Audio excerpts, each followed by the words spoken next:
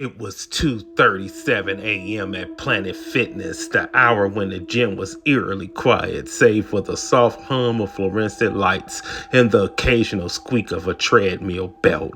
Four employees, Jamie, Rashad, Melissa, and Danny, were on the graveyard shift, tasked with cleaning up the facility before the morning rush. Emptying garbage bins around the gym was usually an uneventful event, but that night would be different. Jamie was the first to step outside with a black trash bag slung over her shoulder. "Be right back," she mumbled, slipping outside the door to toss the bag into the dumpster behind the building. She was halfway to the dumpster when she froze. A low guttural growl came from the darkness beyond the lots. Jamie squinted her eyes, catching movement near the tree line.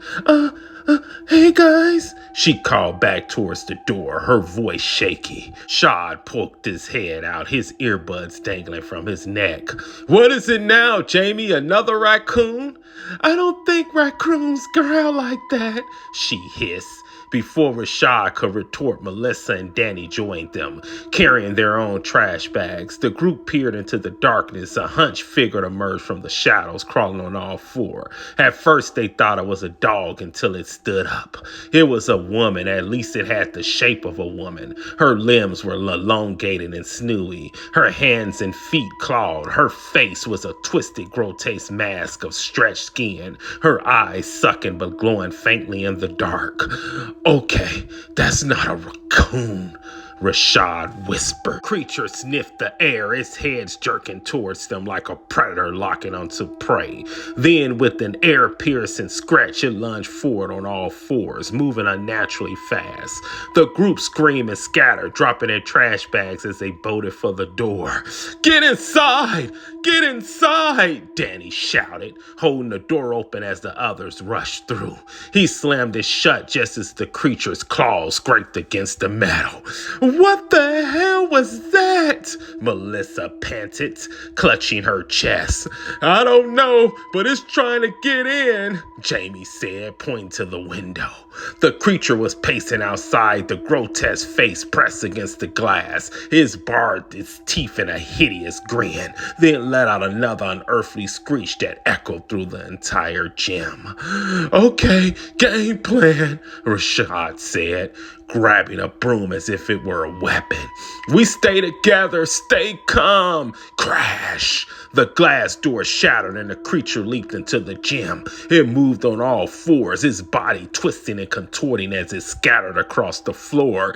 "Plan over, run!" Danny yelled. Employees scattered again, sprinting towards different parts of the gym. Jamie and Melissa ducked behind the front desk while Rashad and Danny took cover in the locker rooms. The creature sniffed the air, tilting its head as it listened. It crawled towards the treadmills, its claws clicking against the tile floor.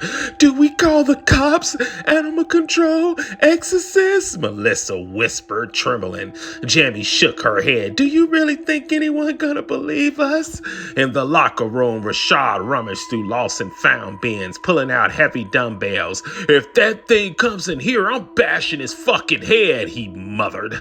Danny nodded, holding a mop like a spear. "What even is it? Some kind of mutant demon? Jim Karen? What is it?"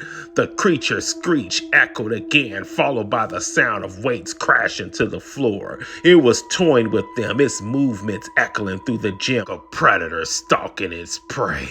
Jamie and Melissa decided to make a run for the office, hoping to barricade themselves inside as they darted across the floor. The creature spotted them and gave chase.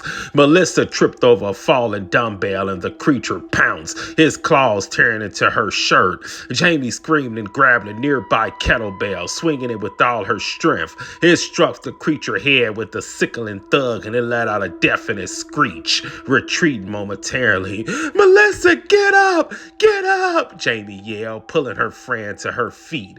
The four employees regrouped near the weightlifting area, armed with whatever they could find: brooms, dumbbells, and resistance bands. The creature circled them, its glowing eyes narrowing. "We're not gonna survive if we keep running," Jamie said, her voice steady. We fight! We fight!" fight! The creature lunged and the group fought back. Rashad swung his dumbbell, hitting it square in the torso. Melissa used a resistant band to entangle his limbs while Danny jabbed it at them with the mop. Jamie landed the finishing blow, slamming a 25-pound plate onto his head. The creature let out a final blood-curdling scream before collapsing into a heap. His body twitched once, then went still. The gym was silent again, save for the employees' heavy breathing. They stared at the creature's lifeless body, unsure what to do next. Is it dead? Melissa asked, her voice barely above a whisper. I think so, Rashad said, poking it cautiously with the broom. What do we tell people? Oh, hey, a monster broke down and is dead during our shift? Danny said, wiping sweat from his brow. Jamie sighed. We don't tell anyone. We clean this up and we never talk about it again. Reluctantly, they agreed. Using the gym cleaning supplies, they disposed of the creature's body, hauling it onto the dumpster where the nightmare had begun. As dawn broke, the gym's first customer arrived, oblivious to the horrors of the night before. The four employees exchanged a knowing look, their bond forged in blood and terror. And though they never spoke of it again, they all knew one thing: the graveyard shift would never be the same. And that night hunt them. And yes, it hunts them for the rest of their